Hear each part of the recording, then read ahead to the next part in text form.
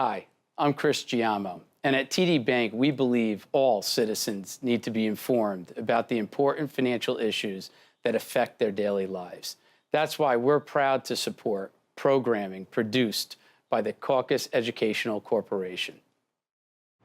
This special edition of One-on-One with Steve Adubato is brought to you from the Tisch WNET studios at Lincoln Center. Funding has been provided by the law firm of Gibbons PC, the Northward Center, Horizon Blue Cross Blue Shield of New Jersey, TD Bank, Johnson & Johnson, St. Joseph's Health, a passion for healing. It's what's inside us. And by Georgian Court University. Promotional support provided by AM 970 The Answer. And by NJ.com. Small news, big news, true Jersey. This is One-on-One. I'm an equal American just like you are. The jobs of tomorrow are not the jobs of yesterday. Look at this. You got this? Here it is, man. Look at that. Life without dance is boring. I don't care how good you are or how good you think you are, there is always something to learn. Do you enjoy talking politics? No. People call me because they feel nobody's paying attention. Our culture, I don't think, has ever been tested the way it's being tested right now. Such a good question. High five.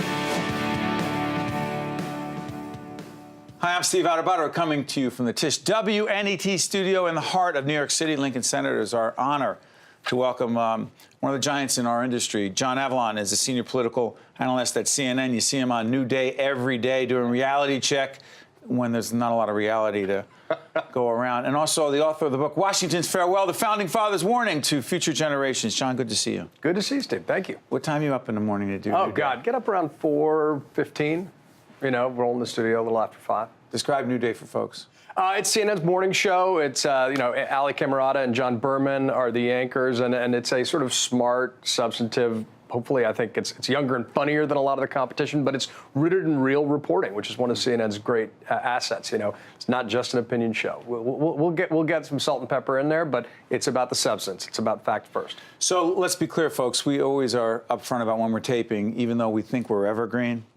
We're not a news program. We're an analysis program. We're taping mid-May 2019. The constitutional crisis issue. This airs 2 months from now. Will there still be a, quote, constitutional crisis? God, I hope not. I mean, it does seem to be sort of a rolling disaster of a situation we're in with regard to a president who is not constrained by precedent. The situation we're dealing with right now is really just goes to the heart of questions of checks and balances, Congress's ability to provide oversight to the president, whether the administration will respect subpoenas, and instead we've seen a sort of a Stonewall strategy. I think it's about suing for time as much as anything else. The president's hoping that the courts will pick up these cases. They'll have to. Why? To be the tiebreaker. Why is that to his advantage if the, quote, courts pick it up, the third branch of government, the executive, the congressional branch, and why is the judicial branch to because they're so slow, it might move these things out until after the next election. That's what? Yeah. Look, I mean, so what some of happens these cases, well, nothing? In that case, there will be incomplete information given to the Congress and by proxy to the American people about the things that the president's trying to keep concealed. Look, fights over executive privilege have gone on since the days of Washington, Jefferson. This is not new per se. Is it different? What's different is it's the blanket application of executive privilege. And to show you how, I think, reflexive it is, and therefore I think what a difficult time they'll ultimately have in the courts, if you're trying to put blanket provision of executive privilege on the entire Mueller report, well, half the Mueller report concerns things that occurred before he was president. You know, executive privilege doesn't apply, folks, to what happened during the campaign. So I think it's about the president's impulse to obstruct, his frustration with the process of oversight and accountability. So he's taken what's a classic tension. And look, our system's based on tensions between the president, Congress, president, and the press. But he's essentially gone nuclear, I think, in as much as anything, a fit of personal frustration.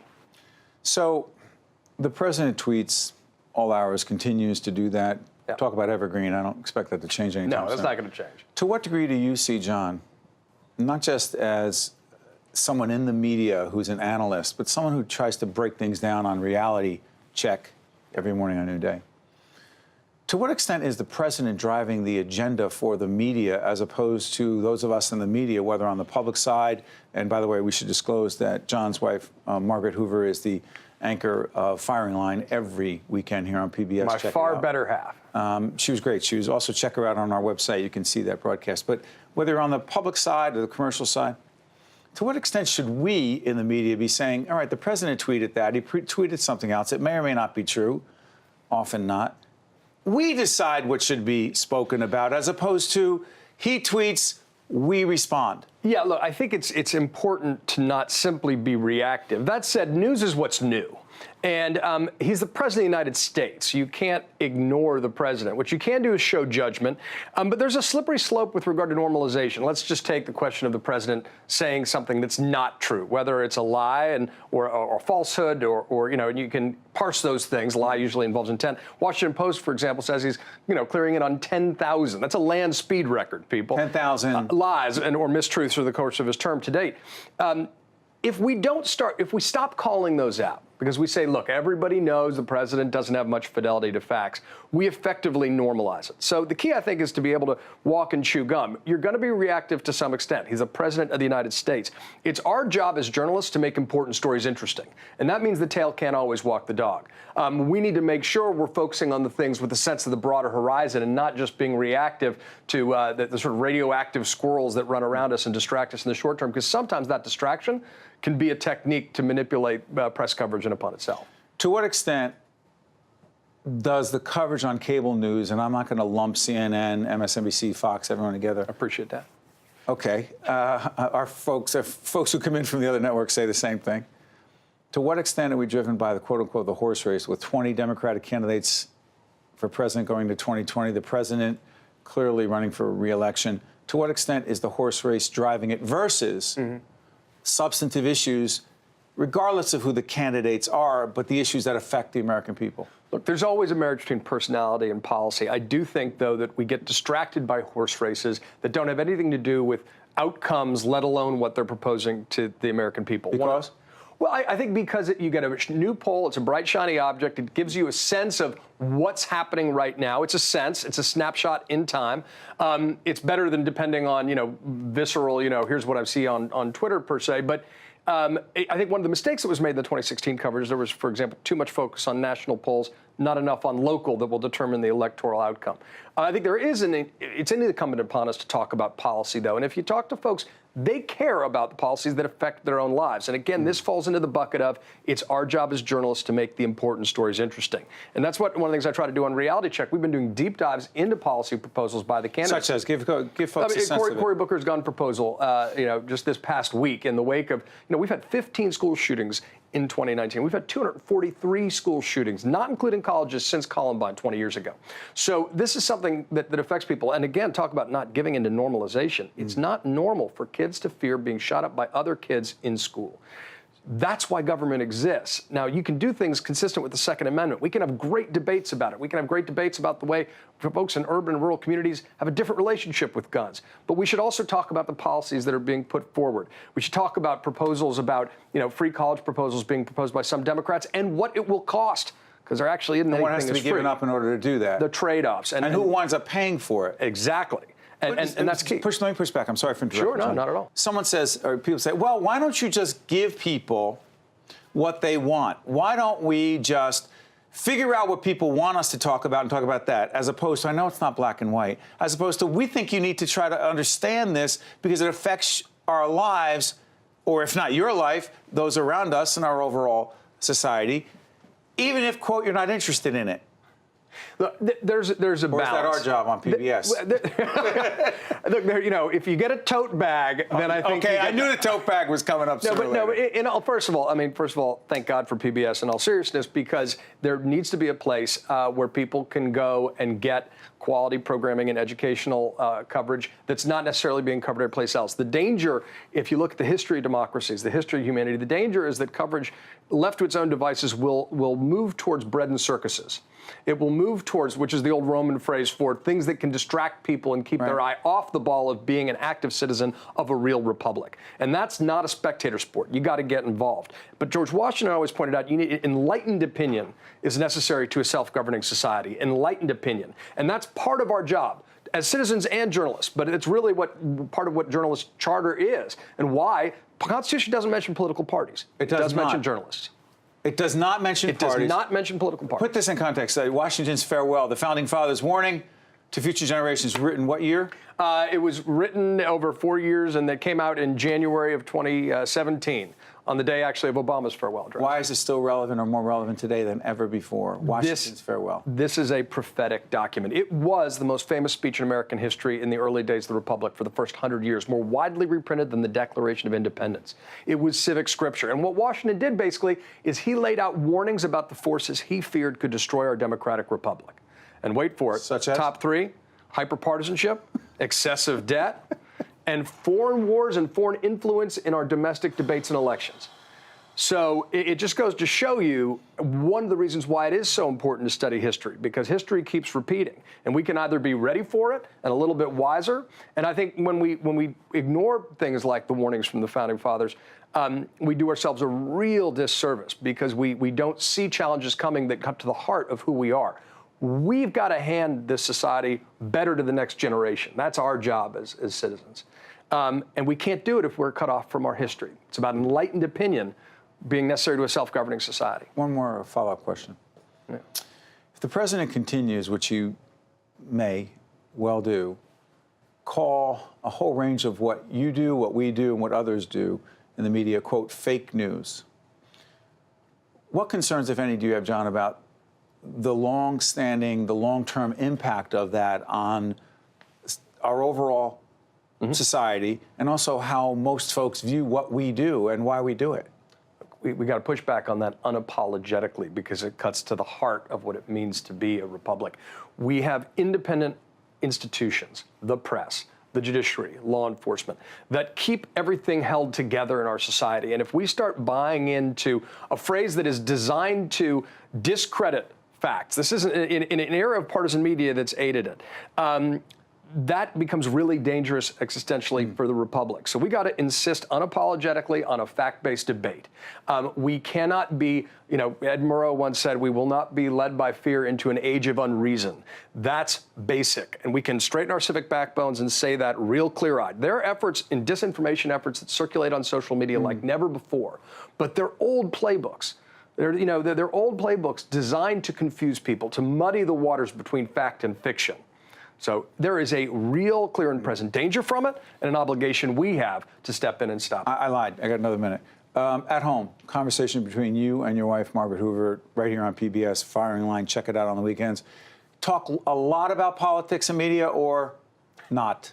No, we talk probably about politics and media more than the average household, but, who we are in private is who we are in public. I mean, we're both affectionate people. We've got two beautiful kids that are just magic, 5 and 3. Wow. And, all as all parents will know, all the, it's magic stuff, and all the mysteries of the universe are revealed when you have kids. She makes my tail wag. She's a wonderful, bright and beautiful in every way person. I don't think any husband could ever say it any better. John, thank you. John Avlon, you can check him out on New Day, Reality Check every morning. Also, he's an author. Check out Washington's Farewell. Thank you for joining us here on the PBS Anytime. family, even though you're part of it. Okay? Extended. This is One-on-One. We're at the WNET Tisch studio. We'll be right back right after this. To watch more One-on-One with Steve Adubato, find us online and follow us on social media. One-on-One is pleased to welcome Valerie Paley, who is director of the Center for Women's History at the New York Historical Society. Good to see you, Valerie. Nice to see you, too. Tell folks what it is and why it matters so much, more than ever now. New York Historical Society is the oldest museum in New York City, but what I direct is the newest initiative within the walls of a major museum, and that is the Center for Women's History. Imagine this, there is no such center like it in the United States, and it only opened 2 years ago.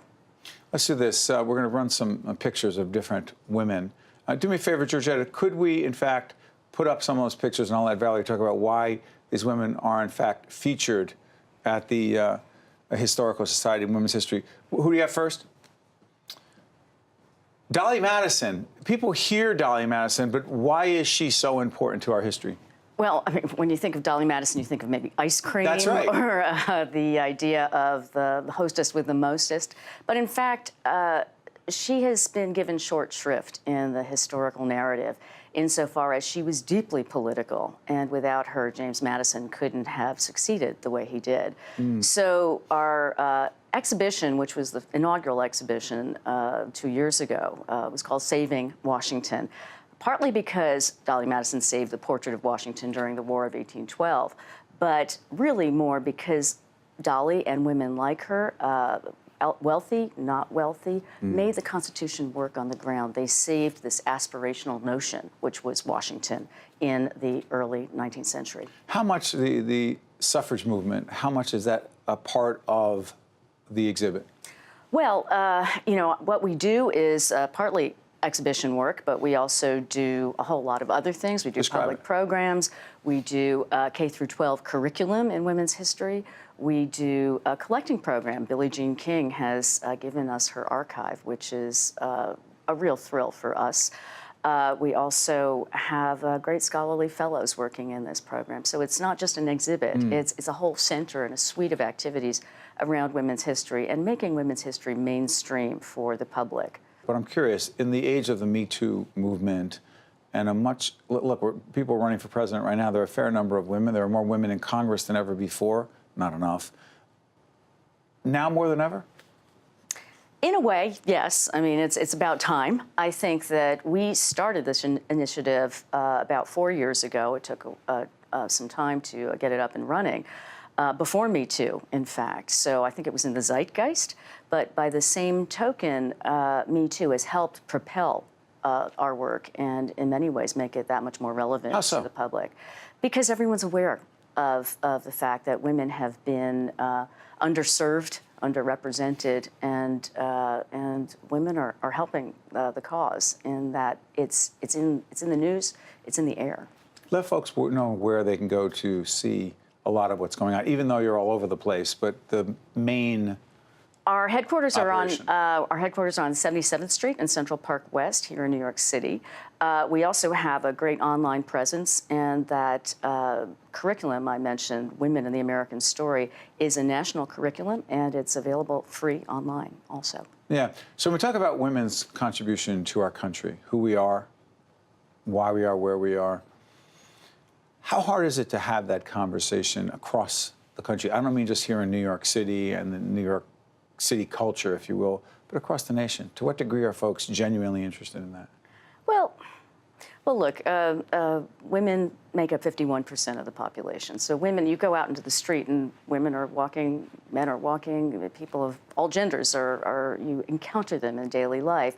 And the past was no exception to that. And in a way, why shouldn't women's history be part of the mainstream narrative? It doesn't replace it, it amplifies it. You know, there's some other women, Supreme Court Justice Sonia Sotomayor, in the exhibit as well. There's so many other women. I'm curious about this. Are most of the women that are featured, are they people in government connected to politics, or is it other folks, Oprah and other in the media? It's a great sweep of people, and they're not just famous people. We don't want to make the mistake of replacing a pantheon of great men with great women. So there's some people you've never heard of, others that you certainly have throughout time, from the 16th century right to the present. This is in our permanent installation, which is called Women's Voices. And you see the connection between people in arts, culture, the intellectual world, and just perhaps just in society. People like Irish servants, for example, how the Irish servants, how they made, they were very much a part and parcel of the society of the 19th century. And so we show this sort of collective way that women have come together and really made an impact on the way the world works. The world of New York and New York City. Women's Voices, our permanent installation. It's digital, it's interactive. We had to delimit this great number of people we could have focused on by saying, okay, only New York, having either been born in New York or having made an impact on New York City and state. So that's why we have Sonia Sotomayor and not some of the other Supreme Court. As well as Billie Jean King and others. You have conferences, a whole range of. So, by the way, before we get out of here, make sure you go online as well to check out what's going on. It's Valerie Paley, who is director of the Center for Women's History at New York Historical Society. Tell folks again where? 77th Street, Central Park West. Valerie, thank you so much for joining us. Thank you. Well done. Stay with us. We'll be right back right after this. To watch more One-on-One with Steve Adubato, find us online and follow us on social media. David Kearon is Director of Adult Services at Autism Speaks. Good to have you. Yeah, thanks for having me, Steve. Check out our website, by the way, folks. We've done a lot of programming, not enough, on autism, a whole range of issues. But the issue you're here to talk about is more specific. You just told me before we got on the air about half of all children with autism wander. Yeah, that's right. Based on the research, we know approximately half of people with autism will wander. It is more common in childhood, but for some of those folks, that behavior will continue into adulthood as well. Why is it a problem?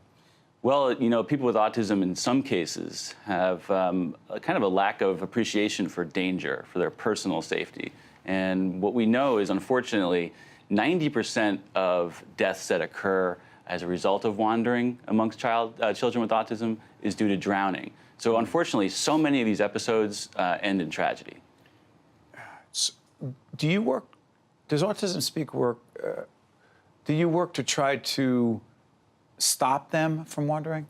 We have tools to help try and prevent wandering. We also have other tools that are designed to help first responders and families better respond to cases of wandering as well. Play out what often happens, which is not good, and what you're seeking to have happen. Yeah, I mean, in so many of these cases, to add a kind of extra tragic level, it's often, you know, home with mom and dad or with an older sibling who just loses attention for maybe a minute or two, and that's enough time for a child to slip out the door. And by the time that caregiver realizes what's happened, that child could be anywhere. And what we see in so many cases are, you know, they may go to neighbors' homes. In most cases, they're drawn to bodies of water, whether it's ponds, reservoirs in the neighborhood, neighbors' pools. Do we know why? We don't fully understand why. There's some theories as to, you know, some people with autism are what we call sensory seeking. So they're seeking out something sensory about water, whether it's visuals or the way it feels. But they're, you know, regardless of the reason, we know that's the #1 danger in these situations. And that's why we try and coach families and first responders search there first. So when you're training law enforcement professionals, what is the training, A, and B, what is the goal? So part of the training is certainly on those kinds of first steps when you receive a call of wandering, or elopement is another term. Identifying, you know, important information about each individual, because they're all different, right, Steve? And I know you understand that from some of your previous reporting. But we want to know, will the child or adult respond to their name, or will they not? Will they be able to report back to you their phone number or their home address? Do they have favorite parts of the neighborhood that they may more likely be heading to? The most effective practice is to have that information at the police station well ahead of time. We encourage parents to go introduce their children with autism to first responders and officers in the neighborhood. To what degree, and again, a lot of this we learned from the programming we've done on autism, to what degree are we as a society getting more aware, more empathetic, more understanding, and frankly, more effective in dealing with autism? You know, I think in some ways we certainly are. You know, an organization like Autism Speaks, we spent much of our first 10 years trying to raise just simple awareness. Right. And I like the words you use, because we've moved on from awareness, now promoting acceptance and understanding, you know, truly including people in the community. I think we haven't taken the next steps necessary. What we see too often, for instance, in these wandering cases is their own neighbors don't know that they have a neighbor with autism who tends to wander. And there's some degree of shame, or there's some reason why parents don't feel like they can talk to their neighbors about this. You know, it can be much more effective, and it should be part of your kind of emergency plan to make sure all of your surrounding neighbors know your child and know his or her tendencies and know what they may respond to or may be averse to. That kind of thing is the next step of truly accepting and understanding differences amongst people with autism. Real quick, go back to law enforcement. Are you finding that law enforcement overall, by and large, gets that there's a problem that they need to be part of the solution for? Yes, I'd say largely most law enforcement agencies are eager to get this training. They've had unfortunate incidents where they misunderstood someone's unusual behavior. Maybe he or she may be drunk. Yes. And therefore, or whatever. Or suspicious. They can't look me in the eye. They're not answering my questions the right way. Well, they can't look you in the eye. Right. It's a manifestation of their disability. And by the way, we should be clear about the spectrum again. Before we let you out of here, we don't want to communicate that autism is just this one thing. The spectrum, again, if you were to describe it? Yeah, so, the spectrum is, at one time we thought, I think it was two-dimensional. And at one end, you had the guy who could work at NASA and design and build rockets. On the other end, you had the person who would never live independently, may self-harm, and will never speak.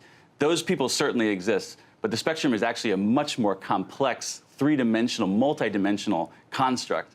And we have people with different kind of profiles, different sets of strengths, but also certain challenges. And we have people who are working in very high levels today, but many who need lifelong supports. Well done, David. Thank you so much. We appreciate it. Thank you, Steve. Okay. Catch you next time. One-on-One with Steve Adubato has been a production of the Caucus Educational Corporation, celebrating over 30 years of broadcast excellence. This special edition of One-on-One with Steve Adubato is brought to you from the Tisch WNET studios at Lincoln Center. Funding has been provided by the law firm of Gibbons PC, the Northward Center, Horizon Blue Cross Blue Shield of New Jersey, TD Bank, Johnson & Johnson, St. Joseph's Health, and by Georgian Court University. Transportation provided by Airbrook Limousine, serving the metropolitan New York, New Jersey area. In the fabric of America, they are the toughest threads. One of the first things they learned was the code that every service member lives by: leave no one behind. Now all of us need to live by it too, because some veterans are being left behind. 20 of them take their own lives every day. Learn how to be there for a veteran at BeThereForVeterans.com. Honor the code. Be there. Leave no one behind.